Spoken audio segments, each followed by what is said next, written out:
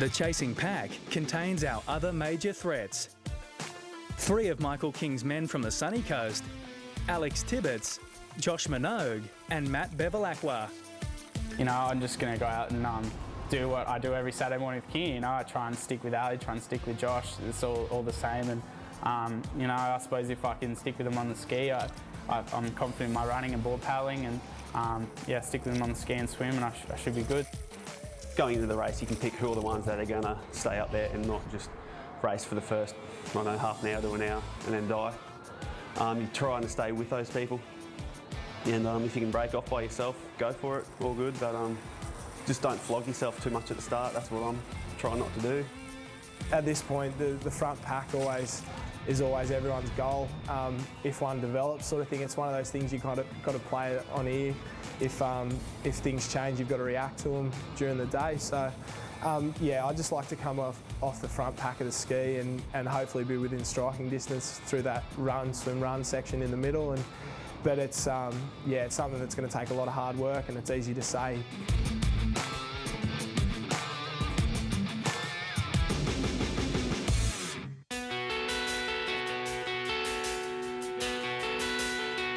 Over an hour after beginning the race, our open women are coming leaders of the ski.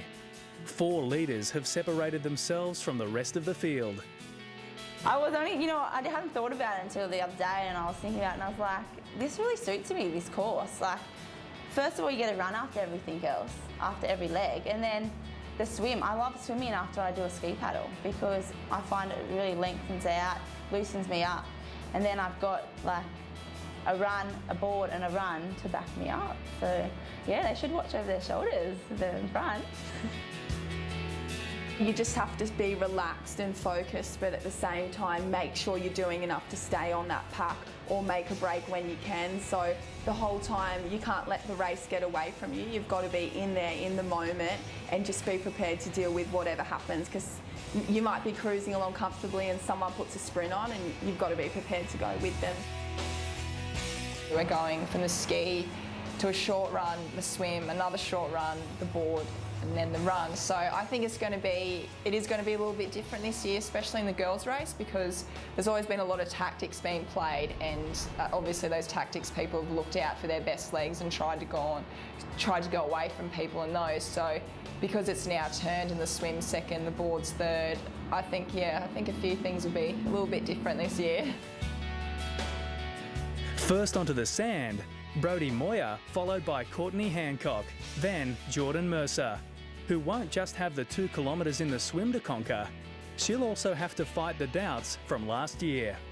I jumped in first and I came out so far behind, I'm embarrassed, you know, and so going into this season, I knew I wanted to make my weakness my strength, so that's been the main focus, and a big credit to Tim Mandeville, who's taken me under his wing and really given me a lot of knowledge and a hell of a lot of time in that swimming, and I'm actually feeling really confident about it and approaching the swim excited to get in there and throw my arms over. You know, last year it was sort of like dreading it. Can I keep my head above the water for that long? But this year I've actually got a bit of confidence in that swim and I'm excited to hit the water. So I think that's a nice place to start.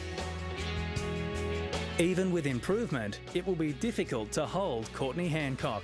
One that hopes to do so, Brodie Moyer. I've got little race plans, little tactics to go in, so like, you know, if I go into the swim first, like where I should position myself, if I go in behind, where I should position myself. But if I can stay on to Courtney's feet, because I'm sure that's her best leg, she's going to want to try and break it there. 2 minutes further back, Hayley Bateup. She's feeling fit again after surgery on her shoulder last year. But mistakes like this won't help her make up the ground to our leaders. My shoulder's been going awesome, you know, it showed in the trials that, you know, being able to put the training in and to get the result, and, you know, I've got the muscle size back there in my shoulder, which what I need to protect it, and then the strength on the ski. So it's been going awesome. Yesterday it just kind of hit a bit of a speed bump, and yeah, my burst is inflamed again, and you know, it's disappointing, but at the same time I know I put the work in. I just hope that I can manage the pain, which then will stop the muscles switching off. So coming off the ski, it was our 4 leaders tightly bunched, Bait up in 5th, 2 minutes adrift.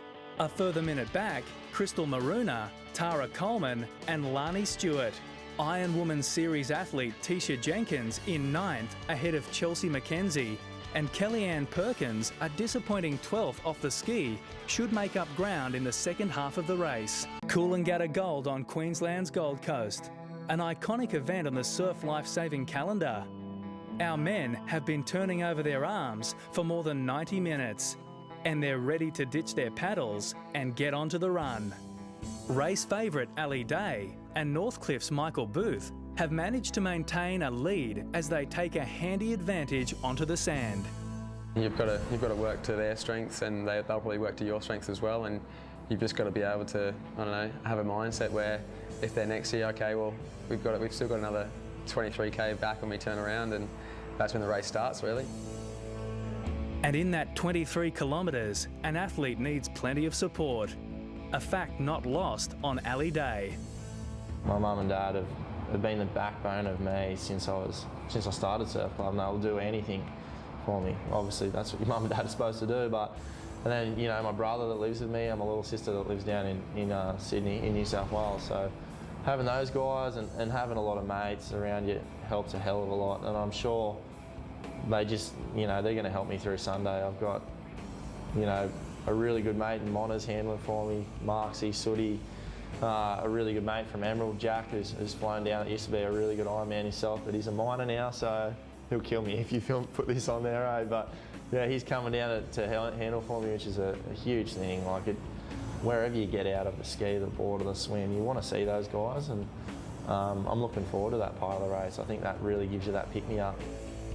Next to come in, the men from Mooloolaba. If you're coming out of the swim leg 2 minutes behind a leader, they jump into a run and all of a sudden they're 4 minutes in front. So you've got to be up there from the start. For the endurance racing, I'd say the running is my strength. Last year that was proven. So to be in a good position for the last run leg, that's just my plan, to be up there. Even a minute behind, that could still get me in a good spot for a win. In the past, I've always been pretty happy jumping off the ski and going into the swim. I've been a bit of a swimmer in the past, so when we get off the ski and sort of get into something I feel comfortable in, I always sort of enjoy, and it makes me happy that a lot of the boys sort of don't enjoy that as much. They find the swimming hard and it's lonely. It's probably the loneliest part of the race. You're by yourself and you have a lot of time to think about what's coming up and what's just happened. So that's the bit I love the most, sort of getting in and really starting to get going on the way home. And yeah, it'll be a good part. I think that's where a lot of the moves will be made this weekend. Michael King's most recent squad member moved all the way from Tasmania just months ago. You know, it seems to people back home I've got the dream life, but it is hard, and you know, 4:30 wake up every single morning, and I've got uni on top of that, and then I work until, you know, early hours in the morning on Friday and Saturday nights, and it's not easy, but honestly it's pretty good, and I won't hold back. I'll say I've got a pretty good gig, and the support parents give me back home is really good as well, and yeah, I definitely don't take it for granted though. It's great. And as they make their way back towards North Burleigh, Ali Day is pressing his advantage as he drops Michael Booth. Our standings after the ski show Michael Booth coming in just ahead of new race leader Ali Day. Behind them, a pack of 5 contenders: Gordon, Minogue, Bevilacqua and Tibbetts. A further 2 minutes adrift, O'Hare, Trembath, Nicholson and Michael Booth's brother, Daniel. Just ahead of the men, our women are already exiting the water, and the first is defending champion Courtney Hancock. She's put at least a minute on her rivals in the water and now heads towards the board with anticipation. I feel really confident going into the race. I feel really confident going into all of my legs. There's one leg that I've worked really hard on this year, which is the board leg, and for me that actually stands out as maybe my best leg this year. I actually lost a bit of love for the board over, you know, kind of I guess the last 2 years. So this year I've really found that back. That used to be my favourite leg, and I've actually found that love back for the board again. So yeah, I'm really excited about that, and I'm really happy where my board leg is at the moment. Next out, her sister Bonnie. She's yet to finish on the podium here and is keen to change that. I've set myself a couple of goals.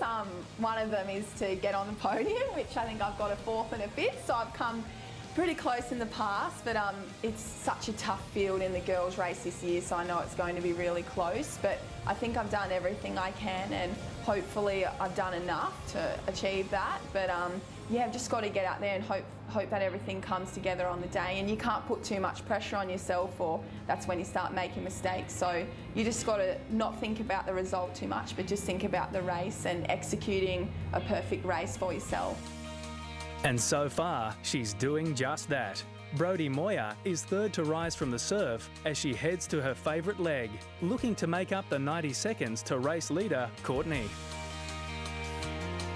You just got to bring it back to all the hard hours of training that I've done, and I'm here, like I'm 26 years old now, and I've got a lot on my plate. Like I'm here because I want to have a crack at it. So I think it just comes down to that I'm not here to come second or third. I'm here to have a go at it. So that brings me through, I reckon.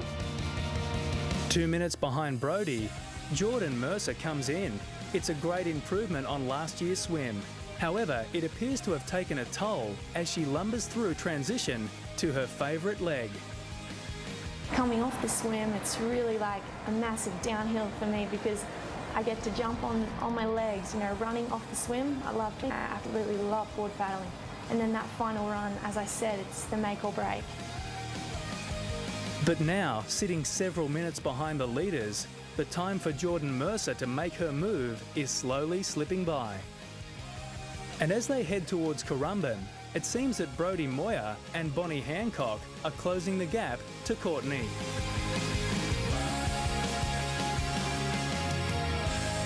The 12 Coolangatta Gold. Our most half an hour, and Ali Day has pulled away from the Northcliffe paddler Michael Booth as he takes a 2-minute lead and heads towards his board in Burleigh.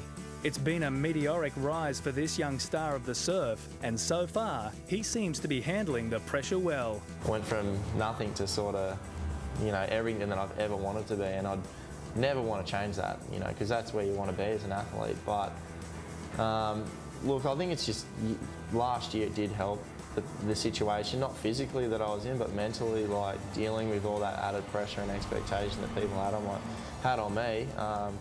I think it's just all about how you can deal with it.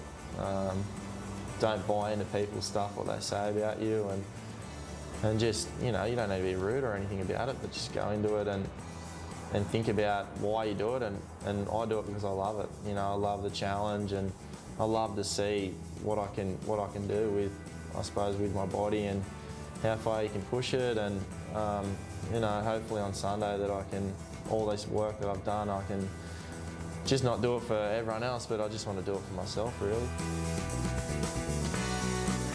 Michael Booth will not only be trying to catch the man in front, but hold off the men behind. He knows from previous experience he'll have to keep a substantial lead to hold off Alex Tibbetts in the run. Oh, absolutely. Last time I did it, I was running against Tibbetts in the junior one, and he just got away from me. I just blew up with about a kilometre to go, and yeah, I don't know. We'll just see. I've been doing a lot of running and a lot of other work on my legs, so hopefully they hold up this year. It's a further 3 minutes back to Tibbetts, who narrowly leads Josh Minogue out of the water. But 5 minutes behind race leader Ali Day, they'll need to make up plenty of ground on the board to challenge. I am young. I've got a few years ahead. Hopefully, that would be good.